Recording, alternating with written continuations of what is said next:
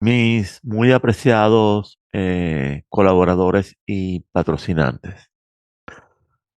El video de hoy es especial porque les voy a describir una experiencia personal, la cual me llevó a una selección de vida espiritual más comedida, más íntima, en su cercanía a Cristo y su sacrificio supremo. Jesús vino a traernos la buena fe. Fue el Cordero de Dios que vino a quitar el pecado del mundo. Nos perdonó, nos dejó como nuevos y nos salvó. Y con su muerte frente a todos y su resurrección demostró que podía alcanzar el máximo triunfo posible que se puede obtener en el universo, que es el triunfo sobre la muerte. Con esto se obtienen dos logros fundamentales, o mejor dicho, dos logros trascendentes. La naturaleza divina del crucificado queda fuera de duda para siempre y Lucifer por primera vez recibió la no muy buena noticia de que al final perderá, a pesar de todo el poder angelical sobrenatural que posee, el cual no es poco, y del gran esfuerzo que pone en su intento de desalojar a Dios. De todos modos, sabemos que Lucifer no se detendrá y seguirá hasta el final, porque cayó en el estado de ibris hace mucho tiempo atrás, hace siglos. Cayó en ese estado de presunción sin límites que lleva a la locura y a la némesis, a la llegada de Némesis, en otras palabras, a la llegada de la justicia divina. Pero lo peor es que ha intoxicado a todos sus seguidores con esta infección mortal de curso destructivo irreversible. Para cada uno de sus fieles, Jesús representa algo. La personalidad humana nunca deja de manifestar su particular identidad, ni siquiera al enfrentar lo más elevado. Pero para este servidor, y sin olvidar nunca su condición divina, Jesús fue un hombre humilde, modesto, serio, exigente, severo e incansable, que al final tuvo que pasar por toda una molienda verdaderamente infernal de dolor y sufrimiento, castigos y torturas insoportables que él sabía que no debía evitar. Así que al final Jesús sabía que hiciese lo que hiciese, terminaría como el Cristo. Certeza terrible que a mí me ayuda a entender mejor su personalidad, su severidad, su prisa, y que al mismo tiempo multiplica mi conmoción cuando a pesar de todo esto, Cristo se entrega con amor y hermandad al pueblo más bajo y humilde. Amor y hermandad que en Jesús poseen una esencia especial, que no hay duda que las gentes de la época, hasta las más ignorantes, percibían con gran fuerza, como si Jesús fuese un gran magneto, porque fue un verdadero fenómeno local de popularidad entre las masas más pobres que uno pueda imaginar, que de paso ocurrió en una provincia que al fin y al cabo era de segunda o tercera importancia dentro del entonces, dentro de ese imperio romano, dentro del imperio romano. Y de todas maneras, todo esto terminó provocando una partición de toda la historia universal.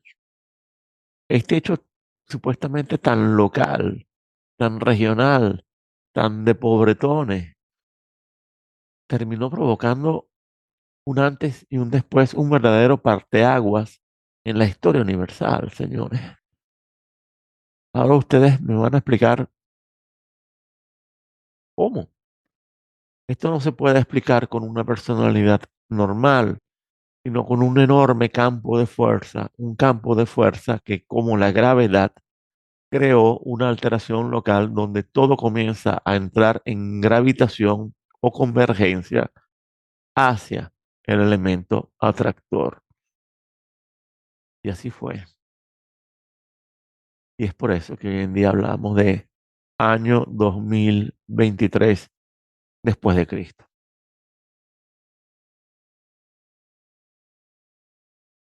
Los maltratos, castigos, suplicios, torturas recibidos por Jesucristo constituyen de por sí una cadena difícil de imaginar, y eso sin agregar la espantosa práctica de la muerte lenta e insoportablemente repleta de dolor aplicada mediante el método de la crucifixión, que es un método de tortura y ejecución al mismo tiempo. Así que para este servidor, el Jesús que queda impreso en su corazón y comanda, el Jesús mío, es el Jesús del sufrimiento, que para mí es el más importante, porque es el Jesús que nos ofrece su compañía, su cercanía, su sintonía espiritual, su resonancia de amor, justo en los momentos de sufrimiento por los cuales todos pasamos en la vida. El Jesús del sufrimiento será siempre el Jesús más cercano a nosotros los que sufrimos. Por lo tanto, es la garantía de que nunca vamos a estar solos cuando nos toque sufrir. El Jesús del sufrimiento nos recuerda también que no importa dónde vivamos, el lugar se llama Valle de Lágrimas y es como el circuito de pruebas que Dios dispuso, no para seleccionar a sus hijos. Dios no quiere tener hijos selectos, sino para que se autoeliminen ellos mismos en ejercicio de libre albedrío, al elegir el camino luciferino, el camino prometeico, el de la diosa razón, el iluminismo, la modernidad, el materialismo, el cientismo y el transhumanismo,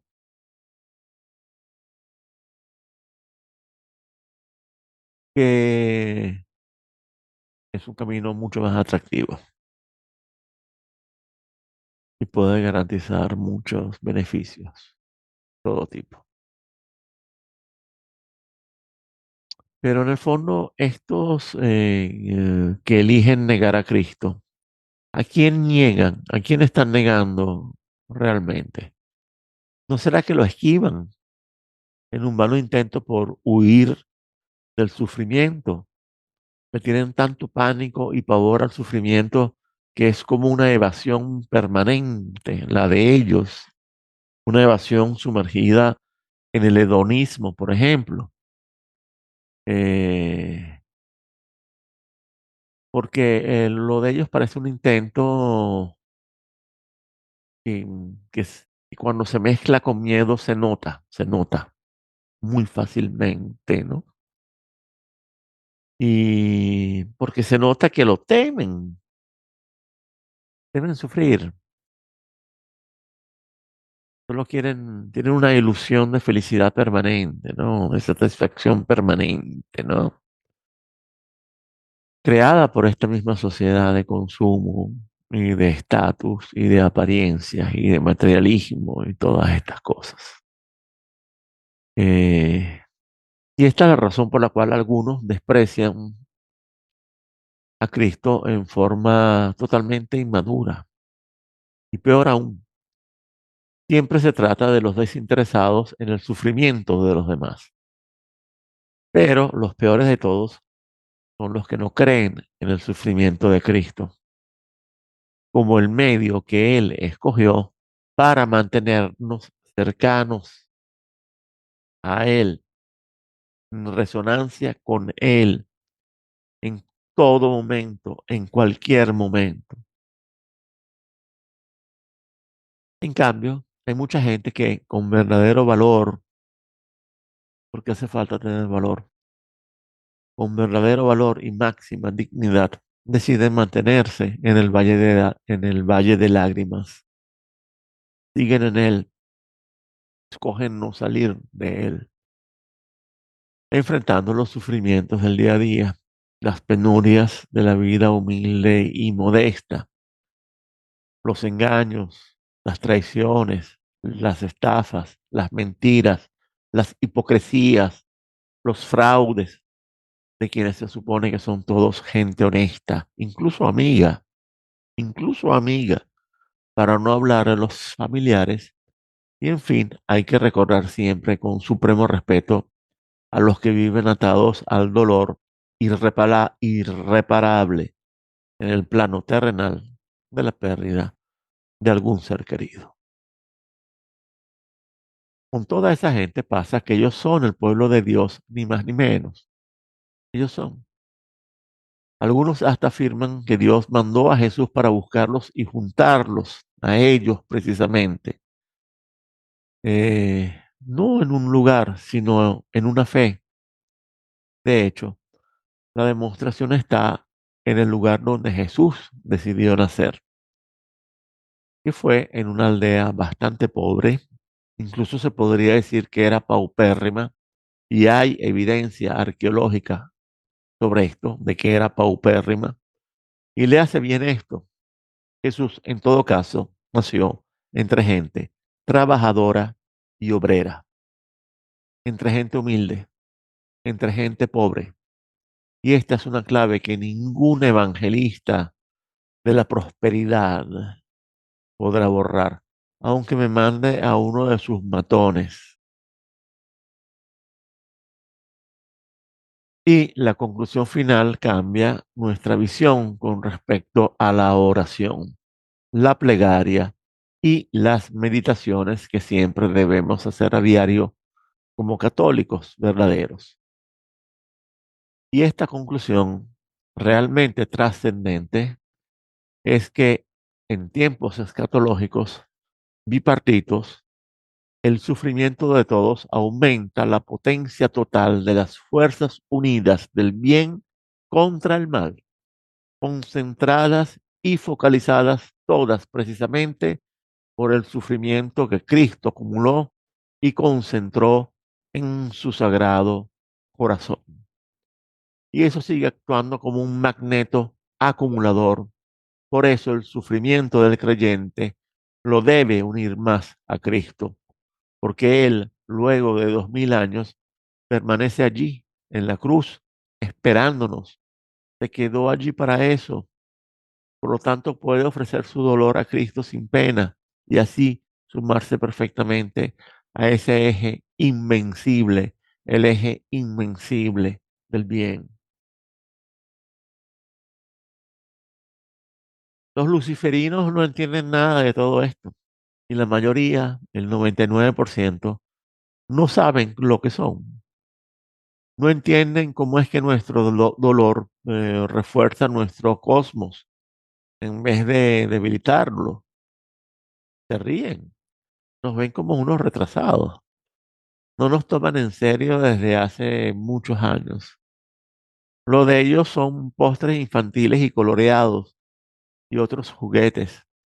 Y a mí todo esto me parece genial, porque eso refuerza la potencia del campo de fuerza, sin necesidad de que la acción sea clandestina como sucedía con los primeros cristianos. Bueno, nosotros que seremos los últimos y seremos muy pocos, seremos como los primeros cristianos. Deberemos volver a ser como ellos. En fin, recordemos, y ya para concluir, que el mal, todo mal, no desea nuestro dolor, no, solo desea nuestro goce sensual y nuestro placer permanente. Y si es posible, sin pausa, sin interrupción, porque ese es el único método que ellos conocen. Pero nunca entienden que eso no funciona con seres verticales, solo funciona con arrodillados y a cuatro patas. Solo funciona con reptantes, con seres reptantes, capaces de vender a su madre. Amigos, la posibilidad de poder ofrecer el sufrimiento de uno como una especie de aporte de contribución. En otras palabras, como si fuese un grano de dolor, un grano de dolor más para la cordillera del bien que el sufrimiento nunca podrá sepultar completamente, porque justo encima de ella aparecerá Jesucristo en el momento indicado para el máximo triunfo del bien. Pues ese es el camino, ese es el recorrido iniciático que nos toca emprender si seriamente deseamos salvar nuestras almas. Y el ritual, la fórmula, debe ser una que permite que uno pueda salvarse del dolor, la burla, el sufrimiento sin fin, la vergüenza permanente de vivir en la pena en un mundo que es de triunfadores, en un mundo de supuestos vencedores.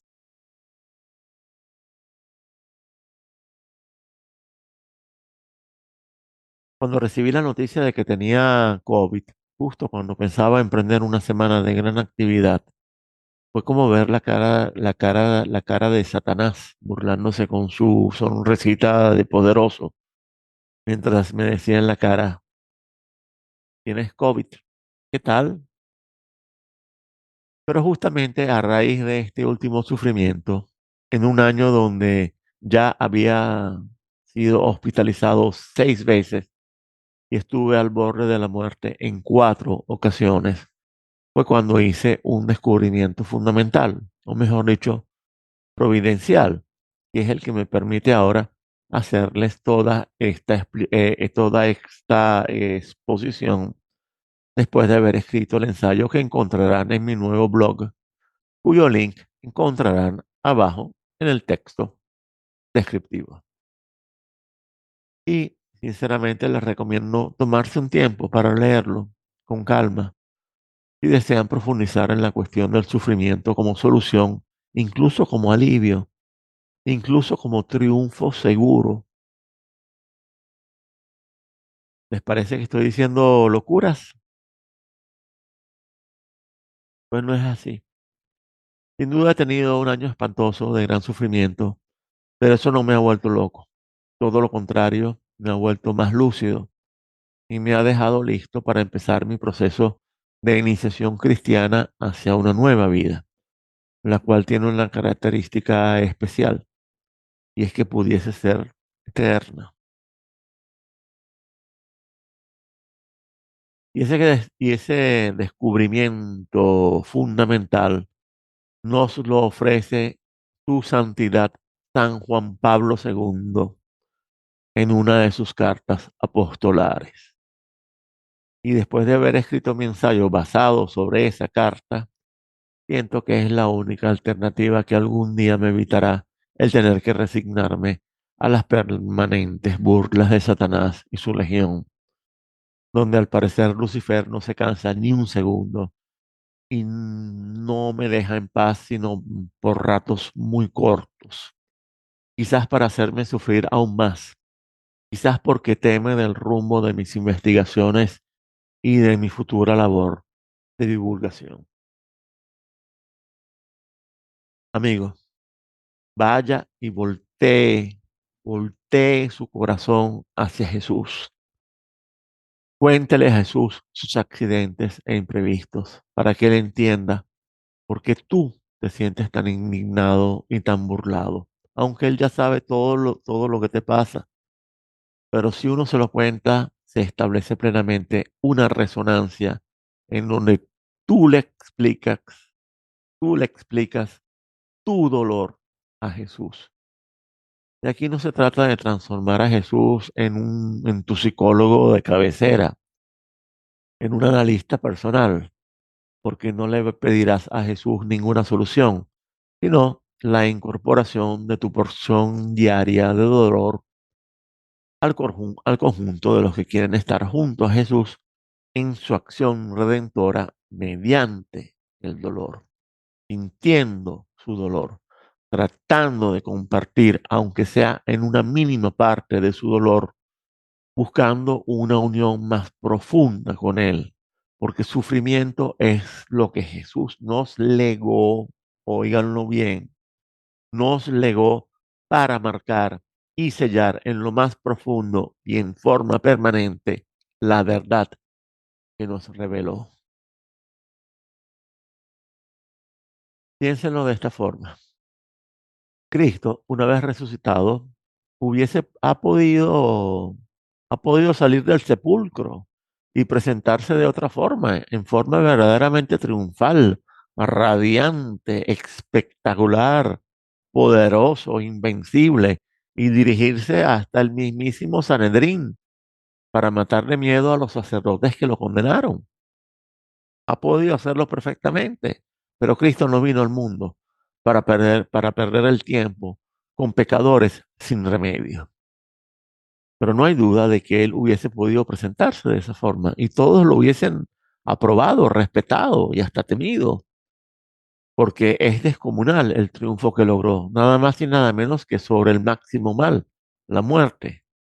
Pero él, en cambio, escogió ser recordado siempre sobre la cruz, clavado sobre la cruz, porque el sufrimiento no acabó, la redención no se ha completado, su palabra se olvidó, por lo tanto se quedó allí, clavado, a ese conector perfecto entre cielo y tierra, entre lo horizontal y lo vertical en el cosmos, ese conector perfecto que es la cruz. Y se quedó allí porque debe servir a sus fieles todos los días. Está allí siempre esperándonos. Está allí para servir de conector, de acumulador, de recordatorio y como maestro de iniciación también. Bueno, mis amigos, es todo por hoy. Por allí vendrá un mensaje de Navidad, así que nos veremos pronto, muy pronto. Y que Dios me los bendiga.